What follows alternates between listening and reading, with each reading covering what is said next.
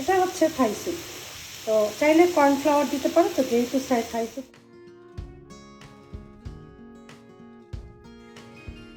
ঠান্ডা হোক, তারপর ডিপ ফ্রিজে রেখে দিই। মাশাআল্লাহ, পাতুরি, বরিশালে বলে সিম পাতুরি। আসসালামু আলাইকুম, কেমন আছেন সবাই? Good morning. সুন্দর আর একটা দিন, সুন্দর আর একটা ব্লগ। আজকে এই তো চা খাবো, এরপর রান্নাবান্নায় চলে যাব। চলো আজকে মজাদার 2টা রেসিপি দেখাবো। সম্ভবত আজকের কালকের ব্লগ একসাথে করে দিব।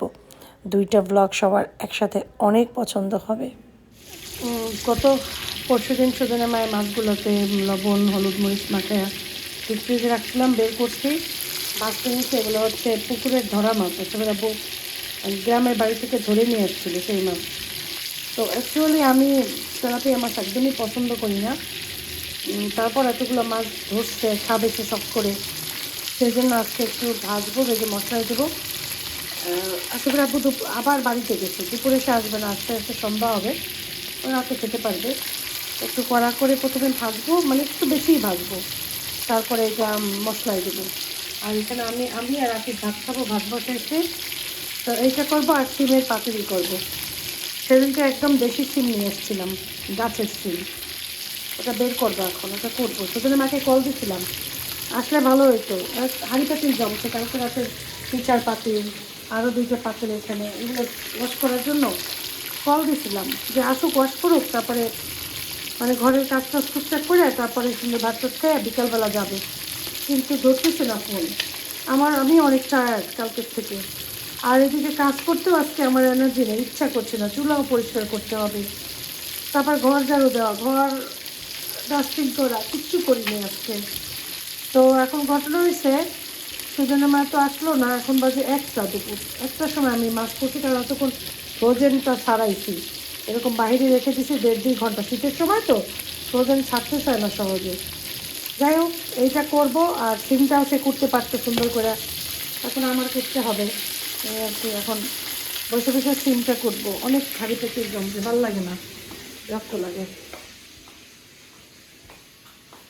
তারপরে ওই আসিফের আব্বু তো আসবে ইয়াতে,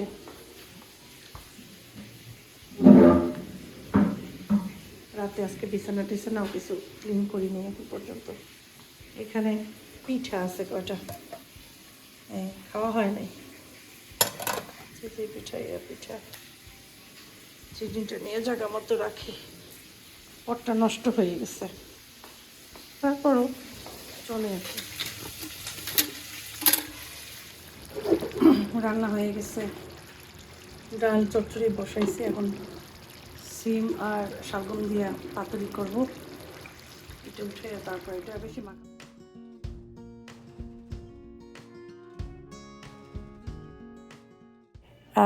সিম পাতুরিতে অবশ্যই রসুন বাটা দিতে হয়, তো ব্লেন্ডার করা 1 টেবিল চামচ পরিমাণ দিলাম।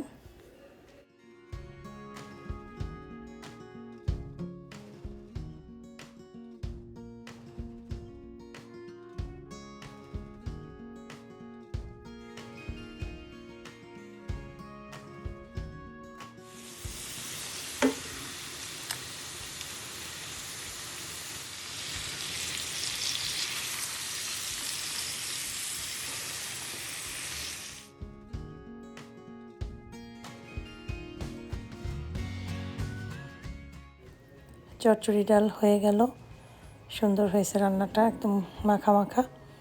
সিম পাতুরি হয়ে আসছে, একটু সাথে তো শালগম দিয়েছিলাম, ফ্রোজেন ধনিয়া পাতা দিয়ে দিচ্ছি, ফ্রিজ করে রেখেছিলাম। এখন একটু নাড়াচাড়া দিয়ে তারপর চুলা অফ করে দেবো। যেটুকু এক্সট্রা একটু মাখা মাখা ঝোল আছে ওটুকু থাকবে না, টেনে যাবে। সিমটা একদম গলে গিয়েছিল। এটা হচ্ছে গৃহস্থ বাড়ির ওই যে মানুষ এসে রাস্তার পাশে বসে বিক্রি করে, ওগুলো একদম অর্গানিক। এই আমাদের খাবার দাবার চলে আসছে, মাছ, ডাল, সিম পাতুরি, বরিশালে বলে সিম পাত্রা। পাত্রা আমার জিজ্ঞাসা করে, আমার রাঁধছো কি? সিম পাত্রা করছে, সিম পাত্রা, সেই পাত্রা, পাতুরি মানেই পাত্রা।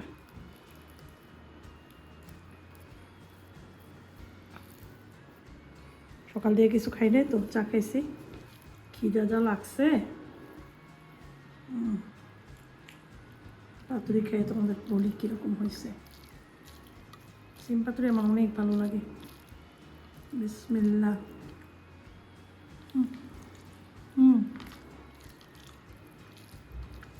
তো মজা, মুম্বাই মরিচটা এত ঘ্রাণ।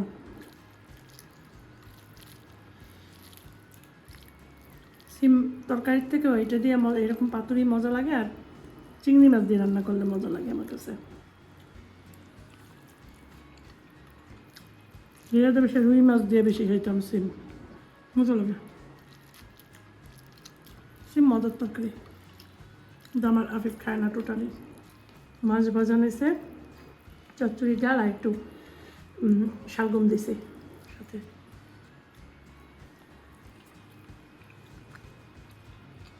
শুকনা ফ্রাই করে দিছি মাছ একদম। না বাবা, খাও। আসসালামু আলাইকুম, গুড মর্নিং। আজ অনেক দিন, প্রায় 5-6 দিন পর একটু ভালো কুয়াশা পড়ছে, যদিও মোবাইলের ভিতর দেখা যায় না, অনেক কুয়াশা। আকাশে সূর্যটা দেখা যাচ্ছে, কি সুন্দর মাশাআল্লাহ সকালের সূর্য। আমি সেই 5:45টায় ঘুম থেকে উঠেছি, নামাজ পড়ে আর শুইনি। শুয়ে শুয়ে অনেক চিন্তা ভাবনা করেছি, এত চিন্তা করেছি, চিন্তা করার জন্য ঘুমও আসছিল না। ভাবলাম যাই চা খাই, তার থেকে চা খাই, দিনের শুরুটা করে দিই। আজকে একটু টুকটাক কাজ করব, ফ্রিজটা পরিষ্কার করব। তারপরে যেহেতু রমজান চলে আসছে, কিছু রমজানের প্রস্তুতি না নিলে চলে না এখন আর, সেজন্য ভাবলাম আজকের থেকেই প্রস্তুতি শুরু করে দেয় কিছুটা। তো আমরা যারা যারা সবাই ব্লগ দেখছি, সবাই মোটামুটি এখন রমজানের প্রস্তুতি শুরু করব, তাই না? মনে করিয়ে দিলাম সবাইকে। যারা আগে ভাগে মনে করে রেখেছেন তারা তো রেখেছেন, যারা আগে ভাগে মনে করতে এখনও পারেননি তারা এখন থেকে রমজানের প্রস্তুতি শুরু করে দেন। তো চুলায় চায়ের পানি অলরেডি দিয়েছি, এখন পাতি দিব। আর বাহিরটা দেখছে এত সুন্দর লাগছে। ওইখানে একটা পুকুর, ওই যে গাছ, ওইখানে অনেকগুলো গাছ, সুপারি গাছ, নারকেল গাছ, মধ্যে একটা পুকুর। ক্যামেরা যদি একটু দূরে দেখে, একটু কাছে দেখাই, এই যে ওইখানটায় বেশ কুয়াশা পড়তেছে এখনো। এই তো সূর্য আস্তে আস্তে উঠবে আর কুয়াশা আস্তে আস্তে কমে যাবে। আমার খুব ভালো লাগে এই ফগটা, খুব ভালো লাগে।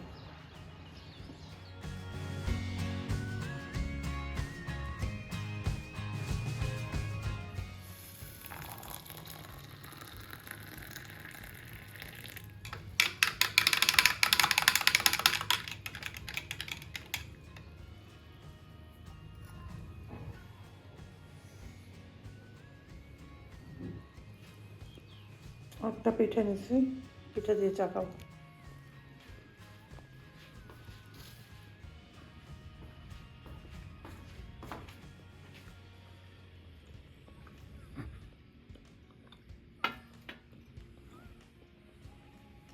ফ্রিজের সব কিছু নামাইছি, ফ্যান ছেড়ে দিছি তাড়াতাড়ি, একটু বরফগুলো একটু নরম হওয়ার জন্য। এইরকম বরফ হয়। আমি আসলে বাংলাদেশে যখন আসছি, আমি তো এত কেনাকাটার ব্যাপারে তো এক্সপার্ট ছিলাম না, কিন্তু নিজের ডিসিশনে কিছু কিনলে সেটা ভালো হয়, আমি খেয়াল করছি। আমি এইটুকু বুঝি যে আমার একটা, না আমি চাইছিলাম যে নন ফ্রস্ট যে ফ্রিজগুলো, হ্যাঁ বরফ জমে না। আমাকে সবাই সাজেশন দিল, বাংলাদেশে বারবার কারেন্ট যায়, নন ফ্রস্ট কিনলে, হ্যাঁ এরকম খাবার থাকলে। পরে আমি আসলে পরে চিন্তা করছি যে আমি তো এরকম অত বেশি বাজার করে রাখি না, ঠিক আছে, কিন্তু সবসময় বাজার করি, আমার তো জমা থাকে না তেমন কিছু। এই ফ্রিজ পরিষ্কার করা ডিফিকাল্ট। আমি দেখ কোনো ফ্রিজ এরকম বরফ জমতো না তো। আমি তারপরে এই ফ্রিজটা কিনলাম, ওরা সাজেস্ট করলো, পোলাপাইনরা টানসি, সাগর। এখন তো দেখলাম যে বোকামি হয়েছে ফ্রিজ কিনা। বুবু এইটাই ভালো হইবে, দেখছেন চামচটাও এটার ভিতরে। আমি যদি এইভাবে একটু কাঁচাবো, শুধু দেখো কি পরিমাণ বড়। কি পরিমাণ বড়, এক বালতি ভরছি অলরেডি কাছাকাছি, আর এখনো এই যে এত বড় এক বালতি হয়ে গেছে।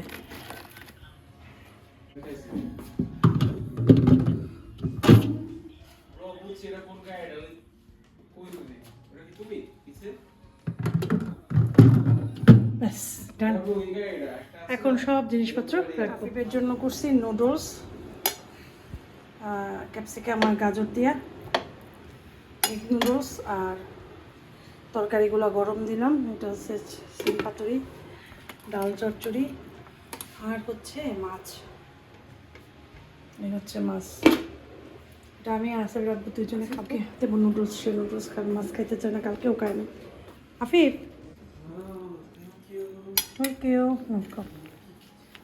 অন্ধকার তো, অন্ধকার দেখা। এটা কি ইয়েছেন কি ক্যাপসিকাম গাজর দিয়া এগ নুডলস লাগছে লাবা।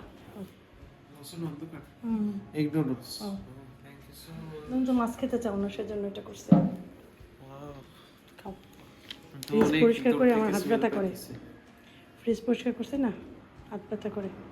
স্মেল আসতেছিল দূর থেকে। ব্ল্যাক পেপার দিছে, সয়া সস আর নর্মাল কেচাপ, আর তেমন কিছুই দিইনি। হ্যাঁ গরম গরম গরম, একটু একটু খাও। কেমন মজা হয়েছে? ঠিক আছে, আমি এখন ইয়াটা বানাবো, আগে পুরটা বানাবো। তেল দিলাম, তেল দেওয়ার পরে এখানে কাঁচামরিচ, রসুন আর পেঁয়াজ এটা দিলাম।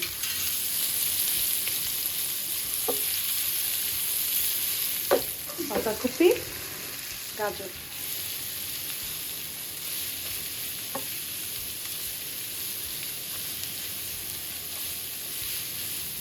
স্বাদ মতো স্বাদ মশলা দিয়ে দাও।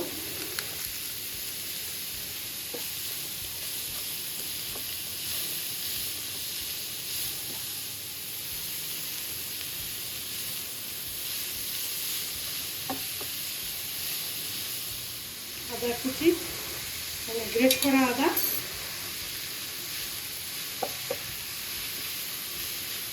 থেকে একটু হালকা পানিতে মিলিয়ে হয়েছে। এটা হচ্ছে থাই স্যুপ, তো চাইলে কর্নফ্লাওয়ার দিতে পারো, তো যেহেতু থাই স্যুপ অনেকখানি ছিল, আর এইটা দেবো, এইটা দিয়ে একটু আঠা আঠা ভাব হবে, সেই জন্য চাইলে কর্নফ্লাওয়ার 1 চামচ গুলিয়ে দিতে পারো, যেহেতু এটা ফ্লেভার দেওয়া আছে নানান রকমের, ঝালও আছে, ভালো লাগবে খেতে। আর এই থাই স্যুপ প্যাকেটগুলো অনেক ঝাল। এটা দেওয়ার পরে সুন্দর করে একটা নাড়া দেবো। এটার জন্য একটু আঠা আঠা হবে, যেহেতু এটা স্যুপের প্যাকেট, এটার ভিতরে কনস্টার্চ দেওয়া আছে, সেই জন্য।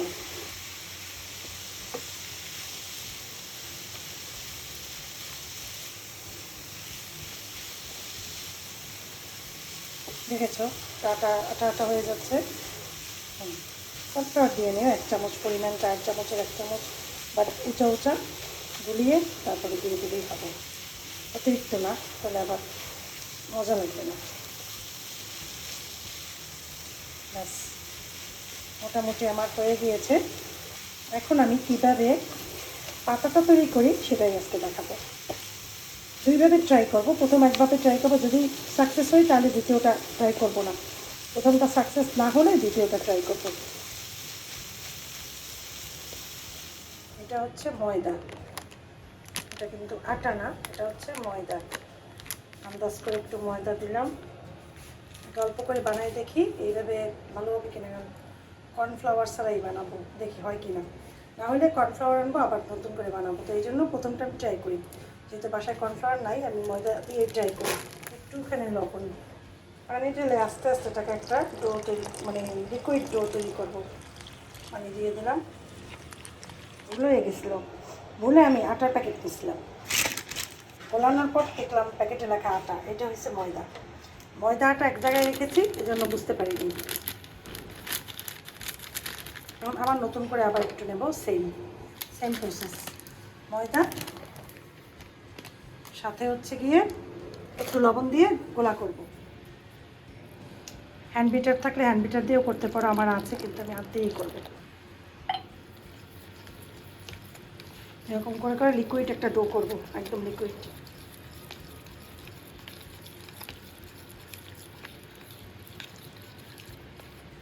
ময়দা দিয়ে কেন করব, ময়দা দিয়ে করলে গ্লুটিনটা ময়দায় থাকে বেশি, যার জন্য ময়দায় ইয়া হবে না, ভেঙে যাবে না। আর আটা দিয়ে করলে অনেক সময় দেখা যায় গ্লুটেন থাকে না, তো যার জন্য ছেঁড়া সহজ হয়ে যায়।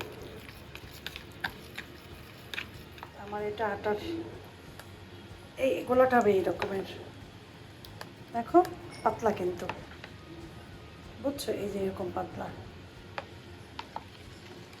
ভালো করে দেখে না, আসলে ক্যামেরায় যেটুকু বোঝানো যায়।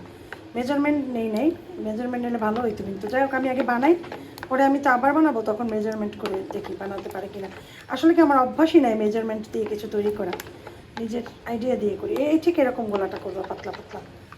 আচ্ছা, কথা হয়েছে আমি এটা ইয়া করছি কি জানি, এই যে এইটা এটা এটা ঢেলে নিছি, আর এইটা ওয়াশ করে নিছি। এই সাইজটুকের আমি বানানোর চেষ্টা করব, এই জন্য এটা নিছি। দেখি প্রথমটা এটাই দেবো, না হলে আর একটা আছে ওইটাই দেবো। আগে এটা একটু ট্রাই করি, আগে পানিটা শুকাতে পারতেছে না, এই যে ব্যথা। তো যাই হোক, পানিটা শুকাই নে, তেল নিয়ে এটা একটু ঘষা দেবো, না দিলেও হয়, তারপরে দেবো এই নিচতলা পিঠা। প্রথম পিঠাটা দিয়ে দেখি, পিঠা না মানে ইয়াটা, রোলের কি বলে, শীটটা দিয়ে দেখি কেমন হয়। সবসময় কম আঁচে চুলার উপরে রেখে করলে ভালো হবে, আর তাড়াতাড়ি দিয়ে নাড়তে হবে, নয়তো মোটা হয়ে যাবে। তো প্রথমটা মোটামুটি হয়, প্রথমটা কখনোই মানুষের কোনো জিনিস অত বেটার হয় না। সেকেন্ড, থার্ড, ফোর্থ আস্তে আস্তে মানুষের সব কিছু সুন্দর হতে থাকে। সেই জন্য প্রথম হয়তো কয়েকটা একটু মোটা হতে পারে। তো প্রথমবার যেটা করেছি আমি, দ্বিতীয়বার চুলা একদম ইয়া করে দিয়েছি, নিবু করে দিয়েছি। তারপরে এই যে ঢাকার দরকার নাই কিন্তু, তো যেটাই গরম গরম নামাবে আর একটা চুলায় দিয়ে ওইটা কিন্তু বানাতে থাকবে, ঠান্ডা করবা না, তাহলে কিন্তু প্যাঁচটা দিতে ভালো হবে না, আর লেগে যাবে একটার গায়ে একটা। এই জন্য এভাবে করেই করতে হবে। আমি এটা একটা ইউটিউবে ভিডিও দেখে করেছি, কোন দেশি ভিডিও আমি জানি না, সাউন্ড ছিল না, তো আমার কাছে ভালো লেগেছিলো, সেই জন্যই আমি আজকে সবার সাথে জিনিসটা শেয়ার করলাম। গত বছরের আগের বছর আমি এভাবে করেছিলাম, কিন্তু সেইটা আর এটার ভিতর তফাৎ ছিল। সেটা আমি সব তৈরি করে তারপর বানিয়েছি, সেই জন্য অনেকগুলো নষ্ট হয়ে গিয়েছিল।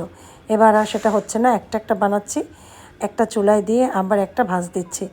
আর পুরটা আগেই তৈরি করে রাখতে হবে, ঠান্ডা করে নিতে হবে পুরটা, গরম গরম পুর দিবে না, তাহলে নষ্ট হয়ে যাবে পিঠা। তারপরে জাস্ট এই যে দুই পাশ থেকে অর্ধেক বটে, তারপরে এখান থেকে ইয়া করলেই ভেতরে কখনো আর তেল ঢুকবে না রান্নার সময়, মানে ভাজার সময়। তারপরে দেখো এটা কিভাবে ফ্রোজেন করব, সব কিছুই আজকে এক ব্লগে দেখাবো। আজকে দেখাচ্ছে এটা, কাল পরশু দেখাবো, কালকে না হলেও পরশু দেখাবো আর একটা মজার জিনিস। এই রমজানের চেষ্টা করব প্রতিদিনই অন্তত 1-2 দিন পর হলেও একটা করে ভালো ভালো রেসিপি দিতে। যেহেতু একার হাতে এত কাজ করি, তার জন্য অনেক সময় এনার্জি থাকে না। চেষ্টা করি সবসময় তোমাদের জন্য নতুন রেসিপি দেওয়ার।